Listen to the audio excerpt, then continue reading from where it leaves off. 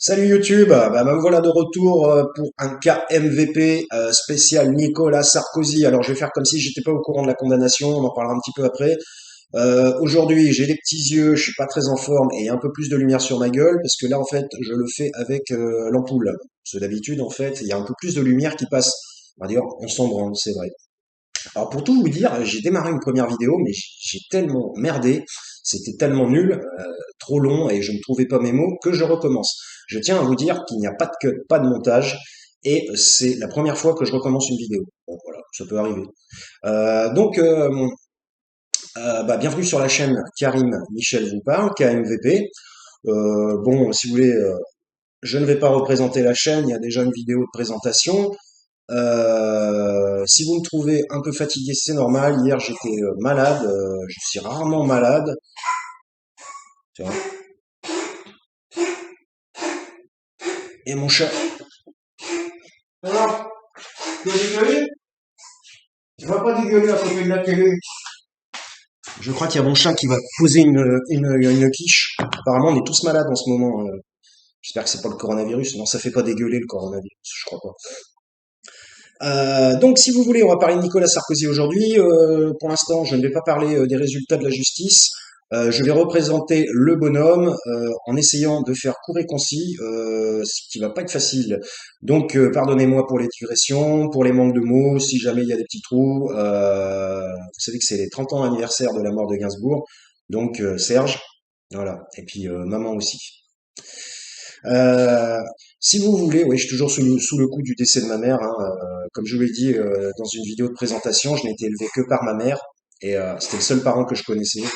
Et ça a été relativement difficile. J'ai mon chat qui a des soucis. Ça a été relativement difficile son décès. Voilà. Mais je ne vais pas revenir là-dessus dans cette vidéo. Donc parlons de Nicolas Sarkozy. Alors Nicolas Sarkozy, si vous voulez, c'est un homme qui a eu une carrière fulgurante. Je vais essayer de compresser. C'est un homme qui a eu une carrière fulgurante. Il a d'abord été maire de Neuilly, puis de maire de Neuilly, il est devenu ministre de l'Intérieur, puis ministre de l'Intérieur est devenu président de la République. Tout ça, je crois que ça, tout ça en 5-10 ans, hein. Donc il est vrai quand même qu'il a été encensé, porté au nu, et il est monté extrêmement vite, hein. C'est une carrière fulgurante. Donc, comment sa carrière a démarré? Je suis obligé de rappeler les bases, car comme vous le savez peut-être, je suis psychologue de base, et donc effectivement, il faut toujours gratter dans les origines, dans les bases et dans le passé pour savoir pourquoi on en est arrivé là aujourd'hui. Donc, si vous voulez, Nicolas Sarkozy, il a fait tout son héroïsme sur un attentat. Si vous voulez, quand il était maire de Neuilly, il y a eu une prise d'otage dans une école primaire par un homme qui s'était fait appeler Human Bomb parce qu'il avait une ceinture d'explosifs. Alors je vous passe les détails. Si vous voulez, il était venu sur place. Vous pourrez, il y a des vidéos qui doivent exister là-dessus. Il était venu sur place. Il avait réussi à faire sortir 3 enfants. Voilà. Donc au moins un, il en avait ramené un et donc il s'était fait filmer par la presse avec un enfant dans les bras en revenant de l'école primaire. Il s'était fait livrer un enfant par le preneur d'otage. On va pas appeler vraiment ça un terroriste parce que si vous voulez, il a tué personne.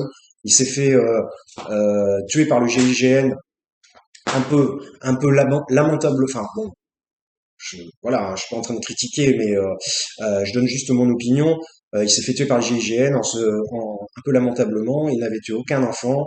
On sentait que c'était plutôt une personne désespérée qui voulait parler, qui avait des problèmes et tout ça. Bon, alors après, évidemment, c'est pas pour ça qu'il faut faire une prise d'otage, je suis tout à fait d'accord. Surtout de surcroît dans une école primaire. Mais le GIGN finalement lui a mis un sédatif dans son café et lorsqu'il était endormi, ils sont rentrés et ils l'ont tué. Voilà, pendant son sommeil. Je respecte beaucoup le GIGN, mais bon, sur ce coup-là, c'est pas très glorieux. Mais bon, effectivement, c'est mieux plutôt qu'il y ait des enfants décédés, je le reconnais. Donc ne venez pas me taxer de quelqu'un qui prend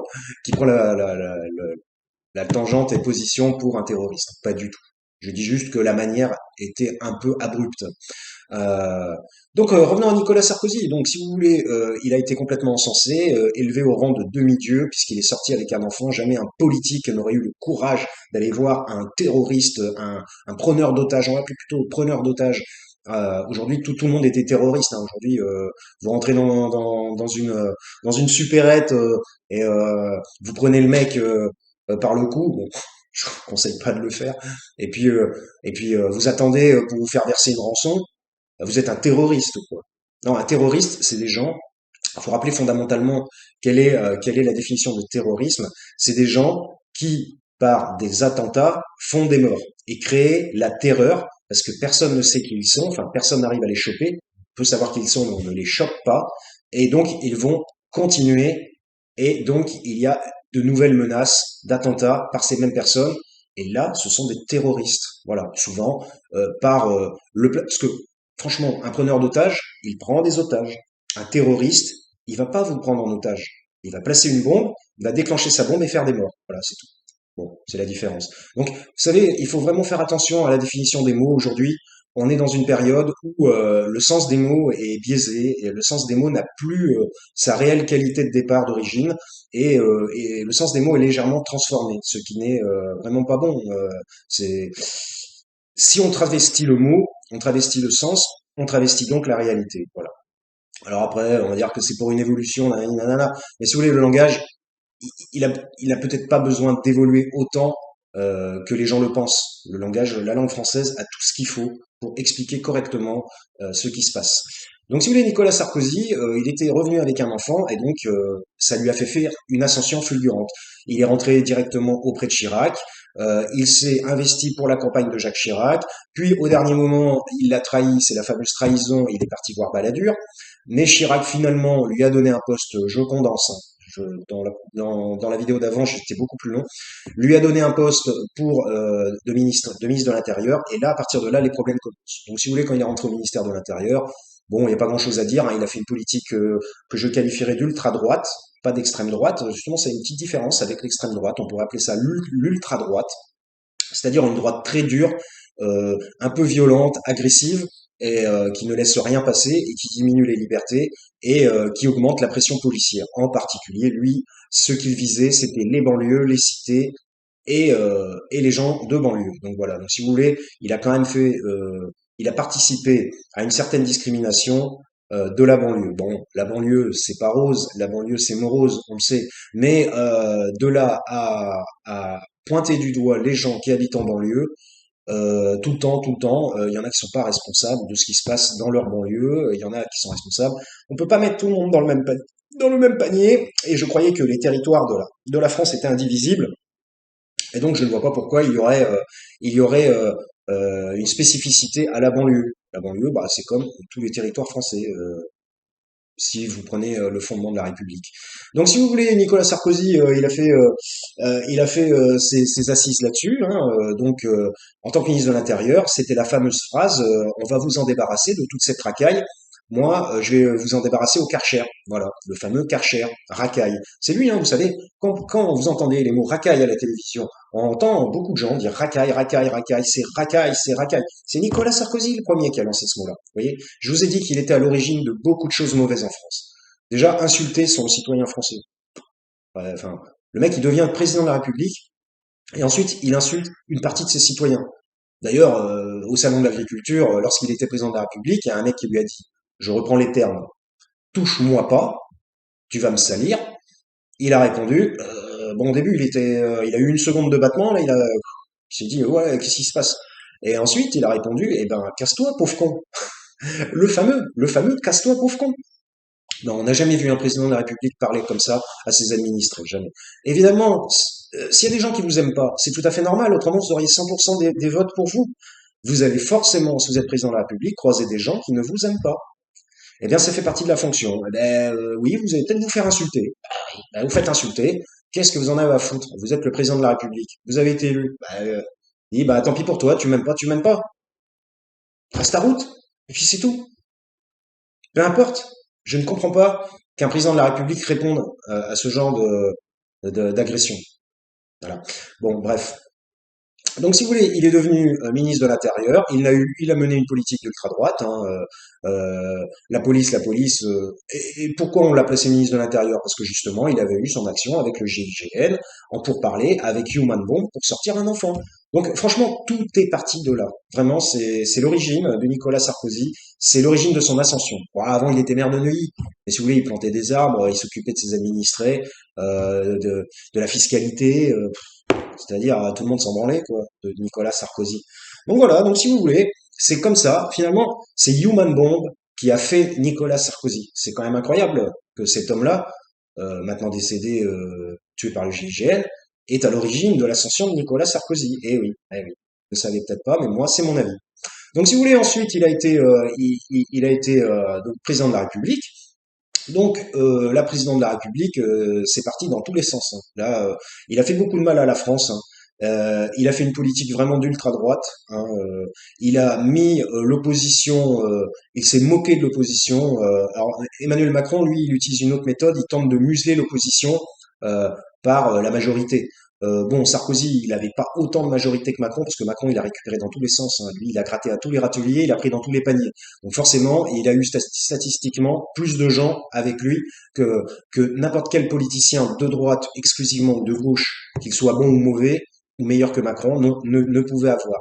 Macron, c'est vraiment de la stratégie pure et dure, hein. C'est un stratège.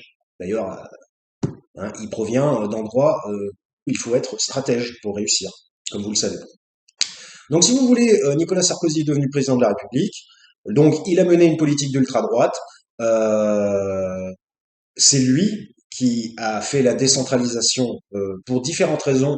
Il disait oui, la décentralisation, c'est parce que je ne veux pas que le pouvoir soit concentré uniquement à Paris. Non, mais c'est un mensonge pur et dur. Il adore le pouvoir, il aime le pouvoir. Le pouvoir, c'est lui. Et il voulait pas que tous les pouvoirs soient concentrés à Paris. Non, c'est qu'il voulait juste laisser les régions se démerder avec le pognon, avec la fiscalité. Donc, qu'est-ce qu'il a fait? Il a fait la décentralisation et pour que les régions prennent en charge financièrement les problèmes, particulièrement le RSA, par exemple. Parce qu'avant, le RSA, c'est une loi de l'État, me semble-t-il, qui a été promulguée par Rocard, sous l'ère Mitterrand, et normalement, c'est l'État qui versait le RSA. À partir du moment où vous aviez 25 ans et sans emploi, vous aviez le RSA. Et puis après Nicolas Sarkozy, bon, c'est toujours le cas, mais maintenant vous savez que vous êtes obligé d'aller pointer à la NPE. Vous savez très bien qu'il y a eu une fusion maintenant entre le RSA et la NPE, alors que ça n'avait absolument rien à voir au départ, je tiens à vous le dire. La NPE, c'était un endroit où les gens venaient réclamer leur chômage, toucher leur chômage. Et pour toucher leur chômage, on leur demandait d'être actifs et de trouver un nouvel emploi. Voilà. Euh, Enfin, c'est pas pour toucher, parce que le chômage était obligatoire et dégressif. Mais en gros, c'était pour les accompagner à trouver un nouvel emploi avant que le chômage soit dead. Mais maintenant, la NPE, ça ne sert quasiment plus à ça. La NPE, ça sert à faire peur, à mettre des coups de bâton aux gens qui n'ont pas d'emploi et à les exhorter de trouver un emploi. Sinon, on va leur couper toutes leurs aides. Alors bon, c'est plus difficile qu'on ne le pense de couper un RSA, mais c'est tout à fait possible. À cause de quoi? De la décentralisation menée par cette espèce, j'allais dire d'imbécile, enfin franchement, et de Jean-Pierre Raffarin, voilà, qui paraît-il serait à la botte des Chinois aujourd'hui. Parce que vous savez, ces gens-là, ils ont eu une grosse carrière, on a l'impression qu'après ils se reposent. Non, non, non, il faut toujours qu'ils soient quelque part où il y a du pouvoir. Ils ne peuvent pas s'en empêcher, c'est dans leur gène, je dirais pas dans leur gène biologique, parce que je ne crois pas à ce genre de choses, mais c'est dans leur gène psychologique, vous voyez. Euh, Ce sont des gens accros au pouvoir, à l'argent, à la lumière, et donc il faut absolument qu'ils se retrouvent. Et même si on n'entend pas parler en France, ils sont ailleurs et ils font des choses ailleurs. Alors Jean-Pierre Raffarin, soi-disant, serait maintenant à la botte des Chinois et irait lécher le fion des Chinois pour trouver des affaires et faire des affaires avec eux.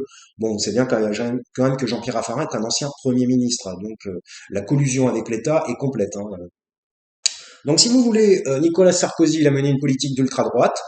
C'est lui qui a fait la décentralisation et qui a exhorté les ANPE à fliquer. Moi, je vais vous raconter quelque chose de personnel. Moi, j'ai eu un contrôle fiscal au RSA sous Nicolas Sarkozy. Et ça, tiens, c'est intéressant parce que pour une fois que je peux donner un exemple de ma propre vie concernant l'exercice politique qu'il y a en France. Donc, si vous voulez, il a augmenté les contrôles envers les pauvres. Voilà. Et il a effectivement diminué, voire annulé, les contrôles envers les riches. Hein. Bon, là, c'était sa politique d'ultra-droite. C'est les riches, laissons les riches et ne les embêtons pas. C'est d'ailleurs hein, la politique de Macron. Hein. Et par contre, les pauvres, c'est pas bien. C'est pas bien. Alors déjà, c'est pas bien d'être pauvre. Hein. C'est un trou du cul si vous êtes pauvre. Et en plus, vous êtes un bon à rien. Et en plus, on va venir même vous sanctionner. Parce que vous touchez de l'argent de l'État. Donc, et que vous branlez rien, donc bah il vous faut une sanction. Et ça, c'est Nicolas Sarkozy. Il vous faut une sanction. Donc la sanction, c'est quoi? C'est déjà d'aller à la NPE alors qu'on n'a rien à y faire. D'autant plus que la NPE avant proposait des emplois. Aujourd'hui, tout est par Internet. Donc quel est l'intérêt d'aller bouger le cul là-bas? En fait, on va uniquement là-bas. Moi, je sais parce que je suis au RSA en ce moment et donc je dois aller à la NPE de temps en temps.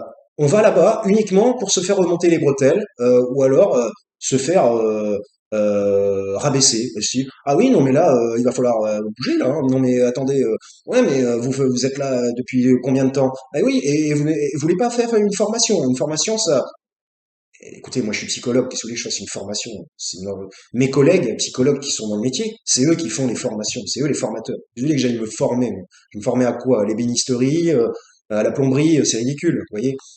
Donc enfin bref, mais bon ça après c'est personnel. Donc si vous voulez, quand j'étais juste que j'avais terminé mes études, et donc que j'ai commencé à être au RSA, Nicolas Sarkozy, j'ai eu un contrôle fiscal de la part de la CAF qui est venu éplucher mon compte pour savoir si je vivais comme un pacha ou pas. Et donc le mec il est venu, j'avais un appartement de merde, limite insalubre. Donc déjà, il a vu l'appartement de mère et il a fait bon. Il m'a dit, vous avez une voiture? Et j'ai dit oui. Il a dit, c'est quoi? Une Renault 19 pourrie à 1 000 euros. Bon, ok, voilà. Ben, si vous voulez, le mec, il a bien vu que j'étais pauvre et que je vivais uniquement du RSA. Mais là, il a vu sur mon compte qu'il y avait 100 euros par mois en plus. Et il a dit, c'est quoi ces 100 euros là? Comment ça se fait que vous avez 100 euros par mois? Ben, je dis, c'est ma mère, elle me donne un petit complément. Ma mère, elle m'aide parce qu'elle sait que c'est difficile de tout payer, les taxes, les assurances, mon appartement. Donc, elle me donne un 100 euros par mois, juste pour l'alimentaire, quoi. Bah, vous savez ce qu'il a fait, le mec? Bah, il m'a mis, on peut appeler ça un contrôle fiscal. Hein. J'ai été soumis à un contrôle fiscal et j'ai donc eu un redressement. On peut appeler ça un redressement fiscal. Certes, léger, mais je l'ai eu quand même. Donc, en fait, le mec, il m'a ponctionné 300 euros. Ah ouais, non, mais il m'a pris 300 euros.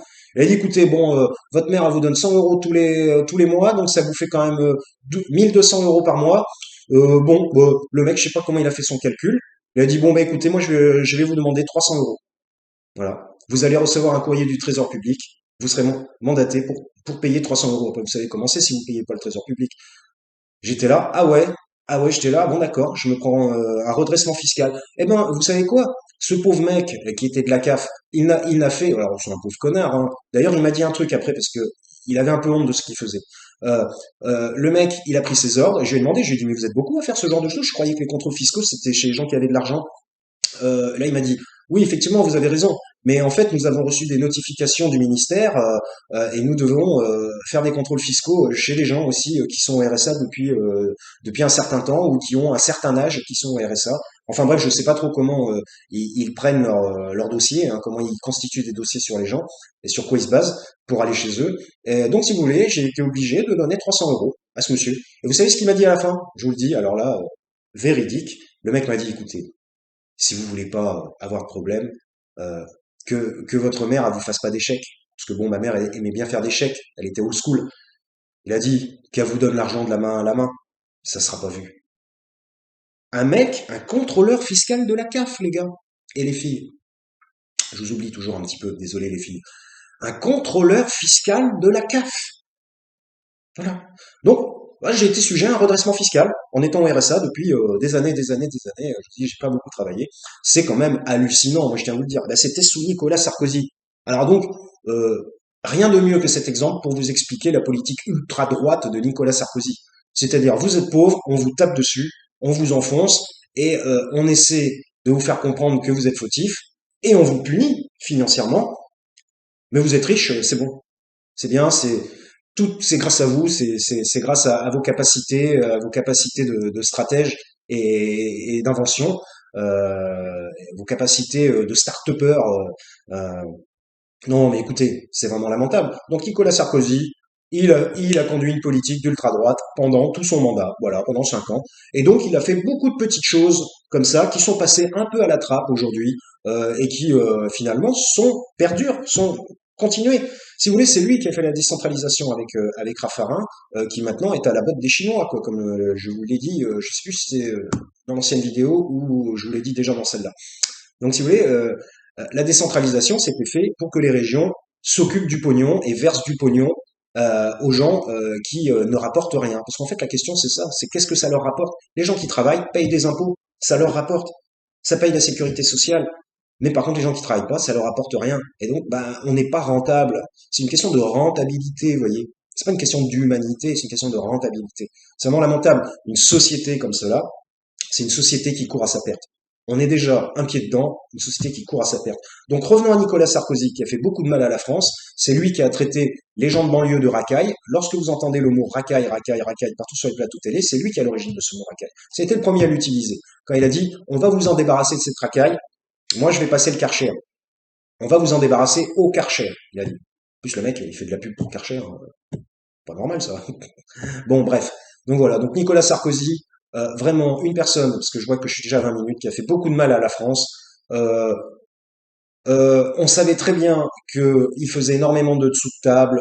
On savait très bien que toute sa politique était menée pour obtenir, pour obtenir des choses personnelles pour son propre investissement et sa propre gloire, et qu'il n'hésitait pas à faire des choses pas tout à fait catholiques pour obtenir des résultats. Comme par exemple la question des infirmières bulgares, où c'est sa femme, Carla Bruni, qui a ramené des infirmières bulgares qui étaient détenues, je crois bien, justement, chez Kadhafi en Libye.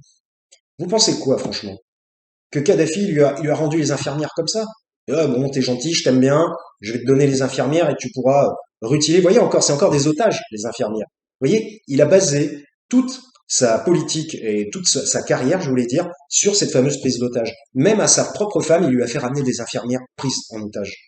C'est quand même incroyable quand vous y réfléchissez. C'est le fil conducteur, en fait. C'est quand même assez intéressant. C'est peut-être qu'il...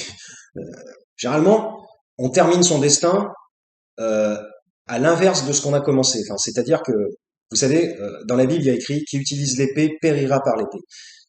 Lui, il a fait toute sa carrière sur otage, prise d'otage, terrorisme et encore un chat. Et qu'est-ce qui se passera à la fin? Sera-t-il preneur d'otage? Sera-t-il pris en otage? Va-t-il mourir dans un attentat? On ne sait pas, on ne sait pas, on ne sait pas. Je pousse le chat. Allez, allez, allez, arrête de miauler, toi pendant la vidéo.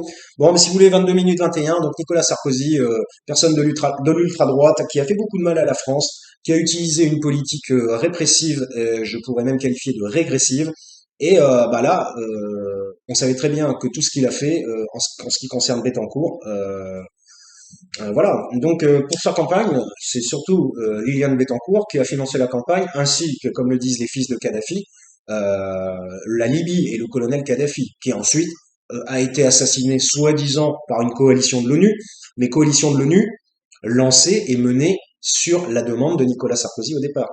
Donc si vous voulez, ce mec, on le sait, c'est un traître. Comment voulez-vous appeler une personne autrement? Il roule pour Chirac, au dernier moment, il part chez le Balladur, et il perd, c'est bien fait pour sa gueule. Euh, Ensuite, il encense Kadhafi, il le fait venir à l'Élysée, il lui met une tente berbère, et il le laisse faire tout ce qu'il veut, comme si c'était lui qui était chef de l'Élysée pendant une semaine. Tout ça pour avoir des infirmières bulgares et aussi de l'or pour sa campagne. Enfin, quoique non, là il était déjà président de la République. Mais il y a aussi une histoire de financement libyen, comme vous le savez, par Mediapart, c'est Mediapart qui a mis le doigt dessus et qui s'occupe de cette affaire. Il y a aussi l'histoire du financement libyen pendant la campagne. Donc si vous voulez, ce ne sont que des manipulations de la part de Nicolas Sarkozy pour essayer d'obtenir bah, des résultats financiers ou des résultats politiques. Et peu importe le moyen, ce mec-là il me fait penser à un gars des services secrets finalement. Peu importe le moyen de l'obtenir, il se sent au-dessus des lois, il s'est senti, jusqu'à hier, au-dessus des lois, et tout ce qu'il a fait était répréhensible. Et il a fait beaucoup de mal à la France, et malheureusement, ceux qui ont suivi, Hollande n'a rien fait pour démanteler, alors qu'il a fait sa campagne sur l'anti-Sarkozy. Et Hollande n'a rien fait pour démanteler ce que Sarkozy avait mis en place. Vous voyez. Et Macron, bon, lui, il est de droite aussi, hein, de toute façon, faut pas croire. Macron il dit je ne suis ni de gauche ni de droite. Maintenant, depuis 4 ans, on a bien compris qu'il était de droite. C'est, je veux dire, il faut être nul en politique pour ne pas le voir. D'ailleurs, il a récupéré la moitié des gens du groupe de Sarkozy, qui effectivement savaient qu'ils étaient plus ou moins morts dans leur parti et ont voulu avoir un investissement politique et être à la lumière et obtenir un salaire, continuer à bien vivre, parce que ces gens-là vivent vraiment très très bien avec des avantages, vous le savez très bien.